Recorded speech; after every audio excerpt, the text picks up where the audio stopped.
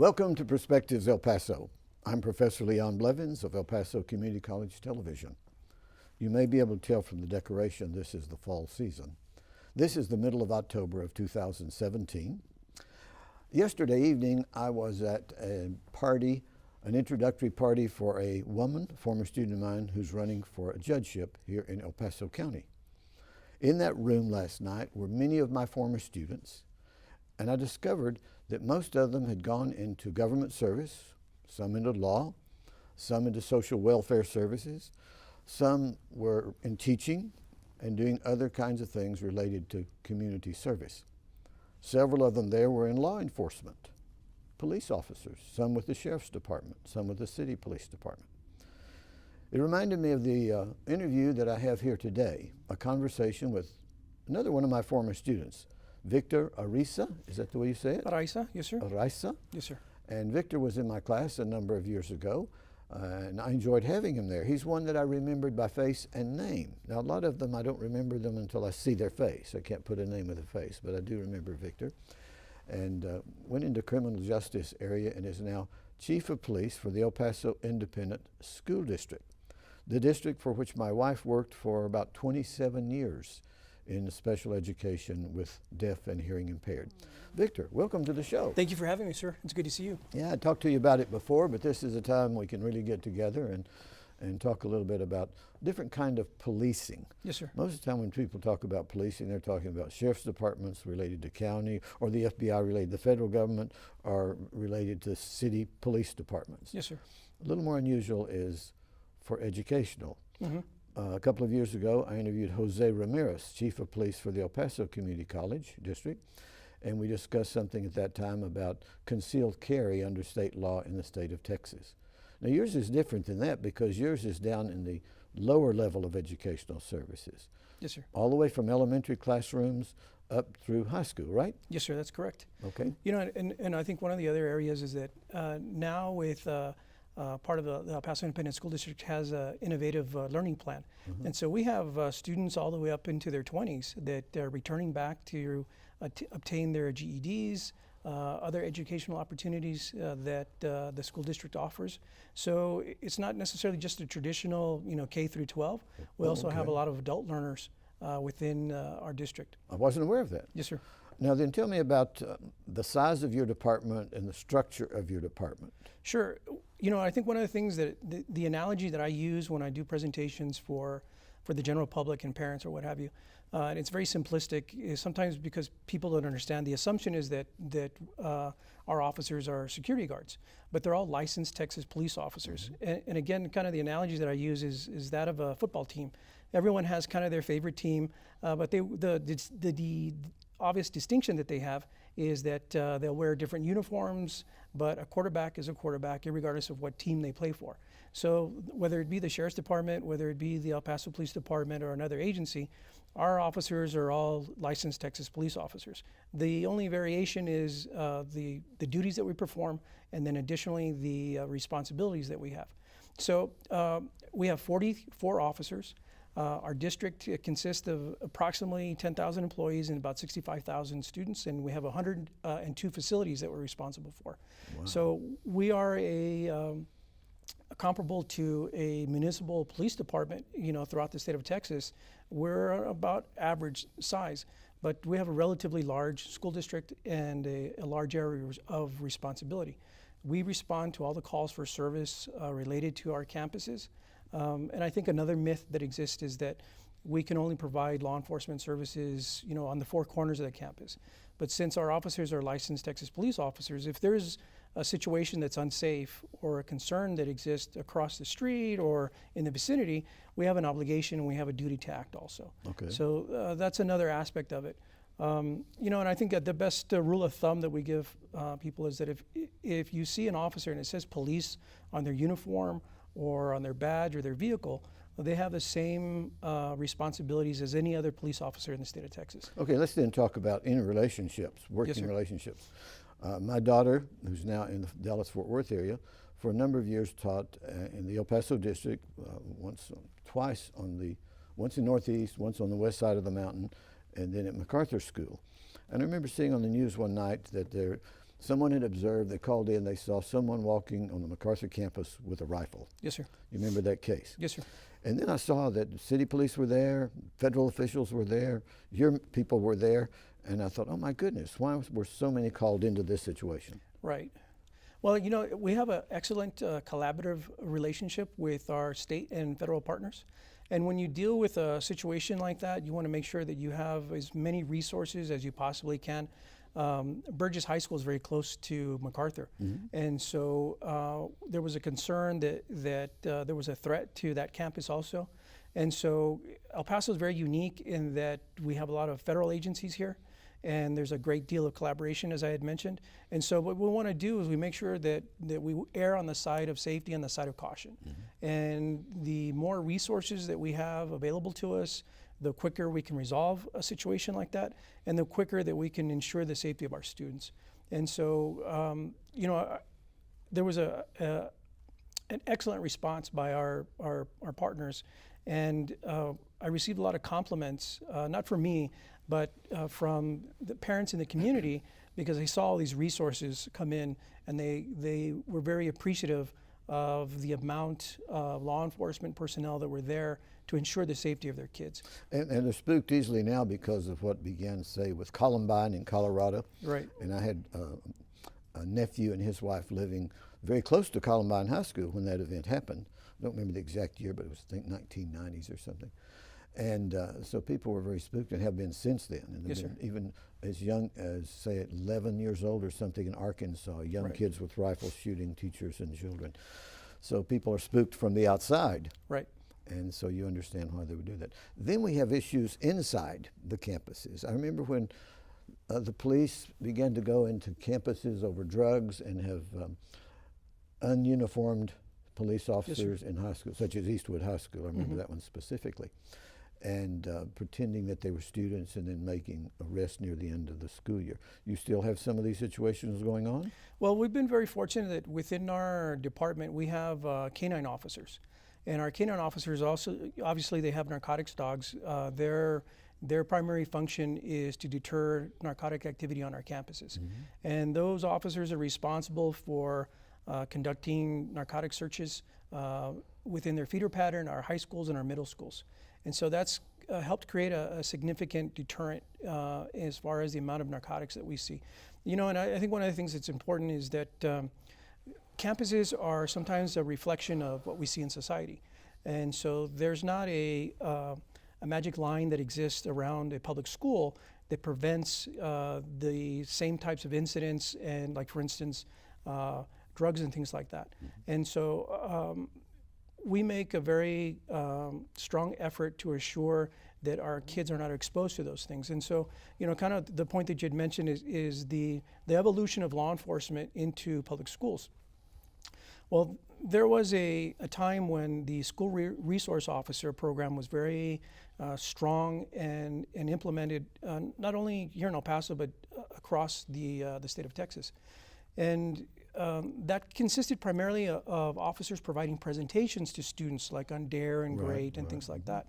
And those are excellent programs, but I think we found that the mentorship that the officer can provide to students has an additional benefit to that, because not only are SROs providing a curriculum of instruction, our officers are there to offer guidance. Some students have issues at home.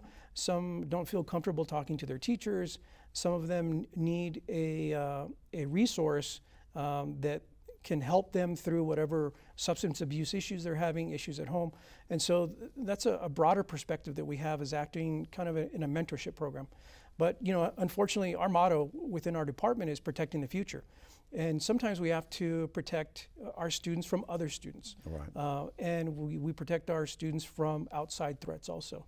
So I think that it's a very significant change that we've seen in the law enforcement community, because you have to have a very special type of officer to work in a school environment. Oh, yeah.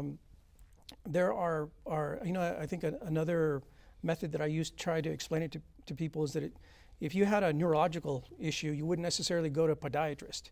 And so you need officers that have a great deal of expertise in dealing with juveniles, juvenile offenders, families, dealing with the provisions of the Texas Family Code.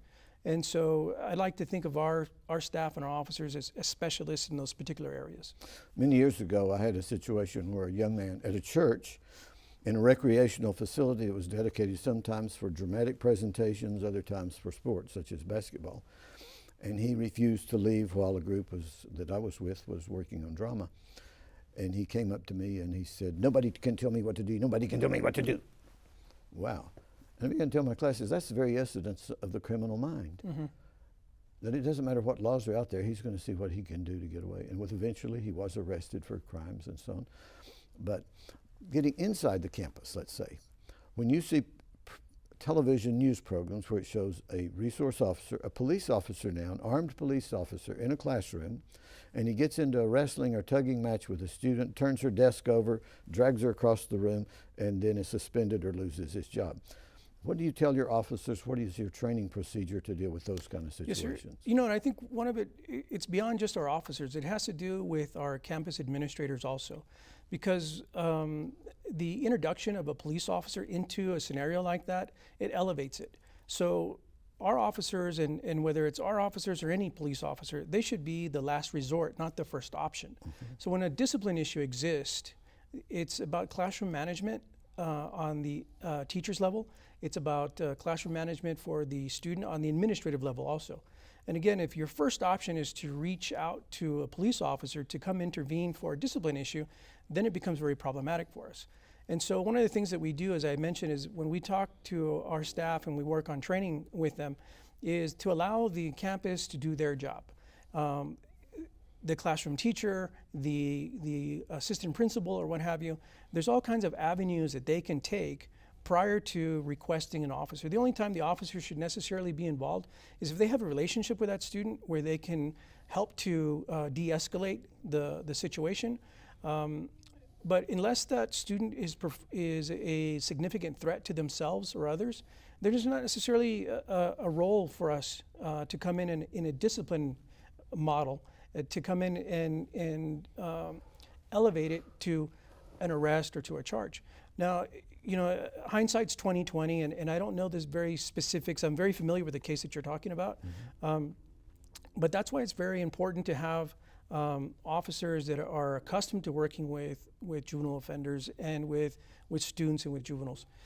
Sometimes, you know, kids will react in a very aggressive manner, but they're venting. And we have to be able to tolerate that to some degree and to allow that de-escalation to take place. Mm-hmm. There are other instances where they are a threat to the campus, to themselves, to other students, and we need to take the appropriate action. And so, you know, it's kind of a very fine line. I think at one time it was assumed that if you worked in a school environment as a police officer, it was kind of a very easy job to have. You would find maybe sometimes officers that were moving towards retirement or something. This was kind of a nice little peachy job to take, and you know, you would just great hours, wouldn't have to work evenings or graveyards or things like that. But you really have to be on the top of your game to work with young adults.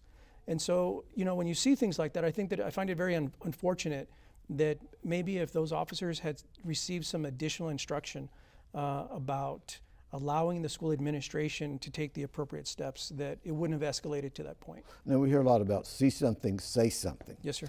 Now, when a young person in school, say a high school, sees something or hears someone saying, I'm going to blow up this school or something, they go to whom? The resource officer? Do they go to the police officer in the campus?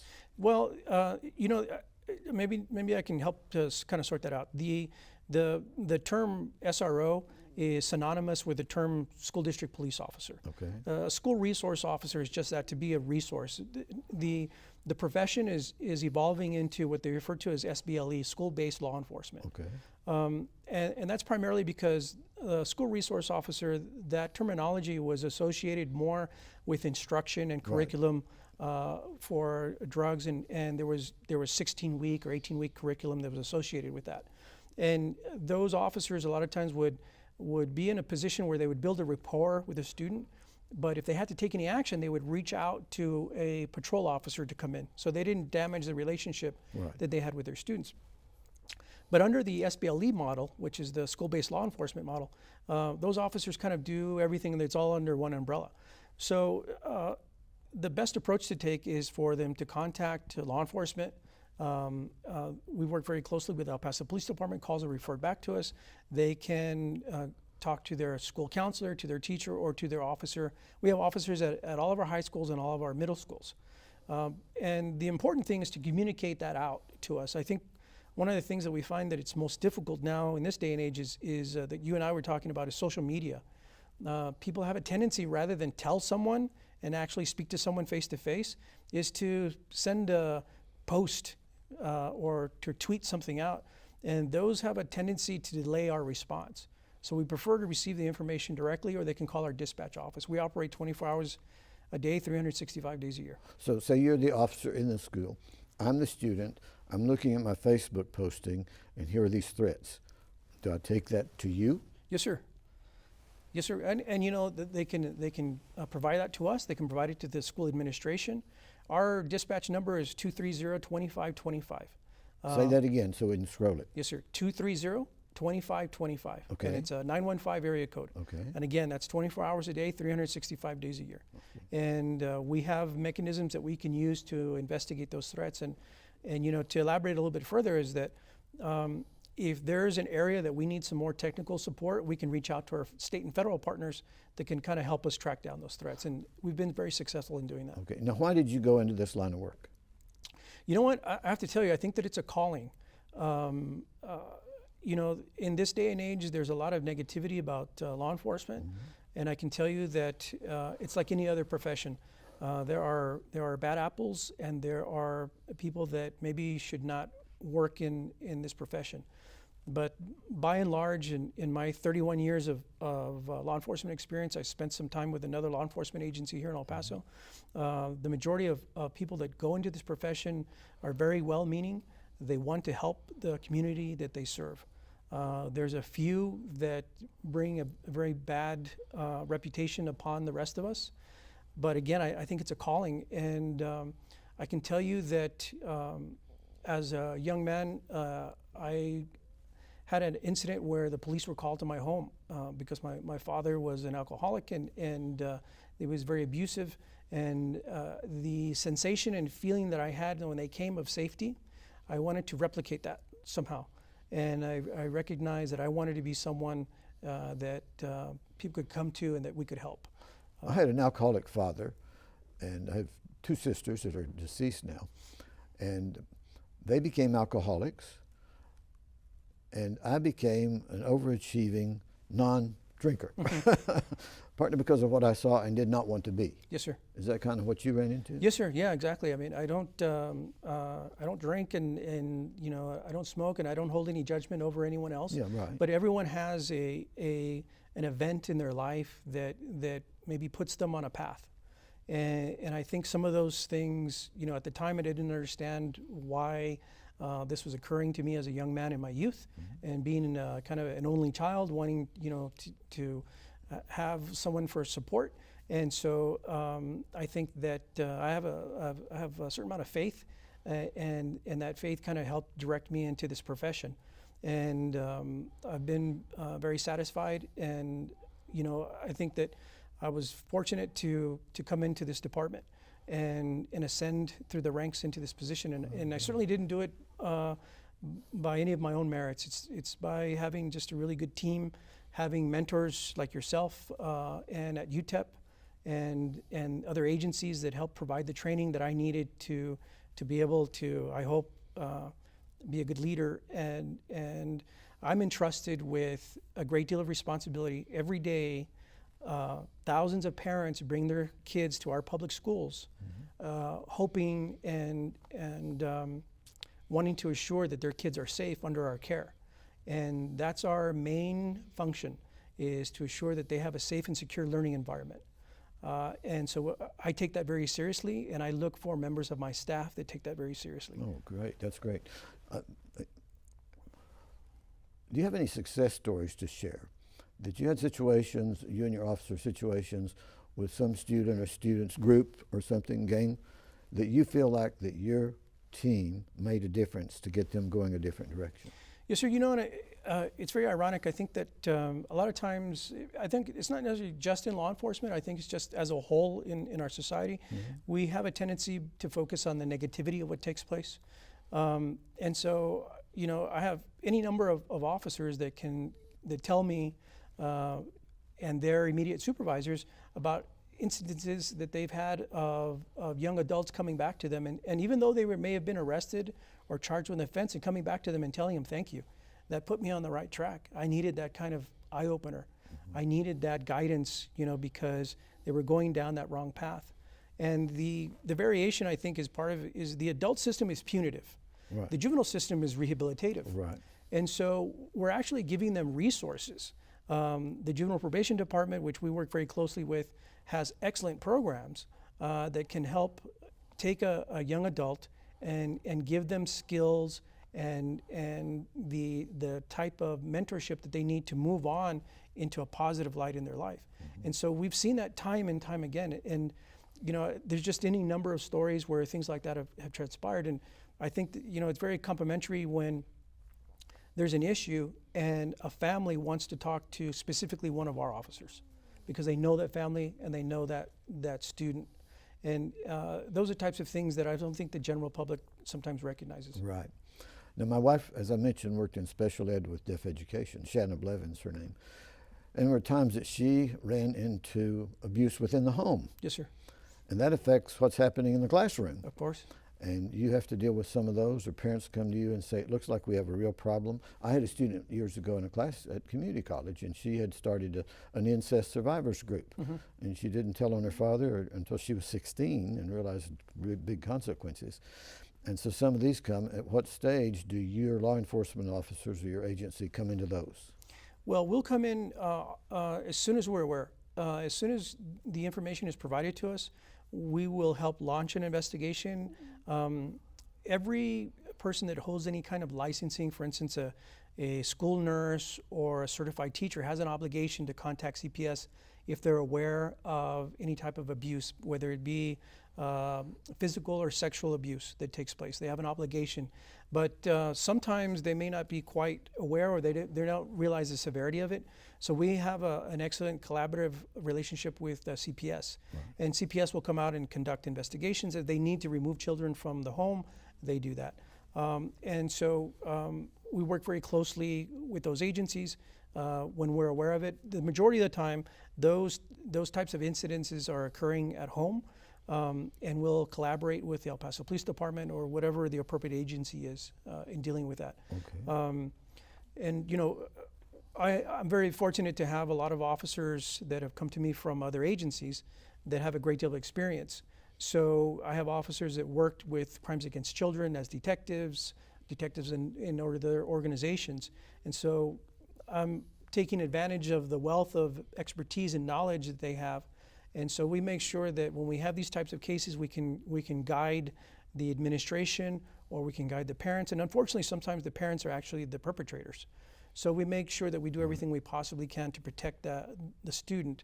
And if we need to, there's the Children's Advocacy Center that we work well with also. Okay. What about situations where you have to make decisions about evaluation of one of your officers? What's your regular evaluative process in your department? And what if you have a bad apple? Well, one of the things that we do is that we've moved forward as far as the type of technology that we utilize. So there's a system that's referred to as CAD, Computer Automated Dispatch. There's another county-wide reporting system. It's referred to as iLeads. Okay. Basically, those two show the amount and types of incidents that the officers are involved in, and it shows their productivity.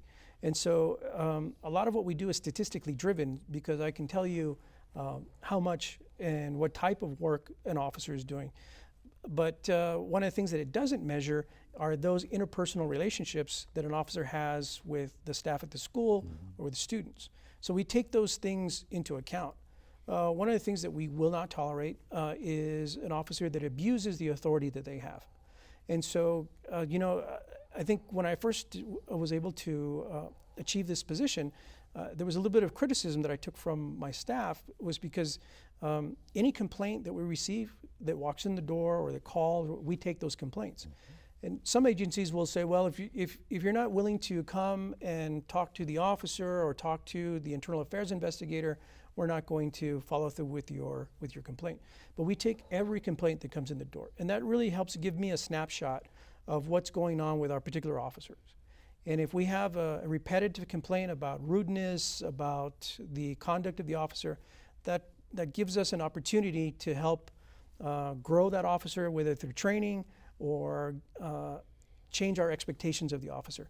And ultimately, unfortunately, if there's circumstances that I have to recommend a suspension or a termination, then we do that. Because again, just to reiterate the point that I mentioned, number one priority are the safety of our students. And so we don't want to compromise that. And you follow the same premise that other law enforcement agencies follow, to protect and to serve. We really enjoy serving the community. I think in larger communities where there's multiple law enforcement agencies, it's a little bit widely known that there's multiple law enforcement agencies that exist. And so sometimes we still struggle with the community understanding that we're police officers and that we have the ability to arrest both adult and juvenile offenders. That's not our objective. Our objective is to, ensure safety, but we take the appropriate action when it's necessary. And I think one of the things that we struggle with sometimes is having to explain that we have that authority. And I think that just the mere presence of our officers alone is a deterrent. We've been very fortunate not to have any serious incidents that have occurred. And I'm very proud of the men and women that work for our agency and the support that we have from our board and from our superintendent. We could not achieve what we have without their support and ultimately without the support of the community that we serve. Don't you see some young children that say, I want to be like you? You know what? Yeah, and that makes it worthwhile. I spend a lot of time pushing paper around and doing administrative things. All right. And my officers have the opportunity to work with youth, and I think what they get to do is much more rewarding sometimes than I get to do. Well, thanks for being with Yes, us. sir. We're glad that you shared all of this. And thank you, the audience, for watching Perspectives El Paso. Tune in for another program. I'm Leon Blevins.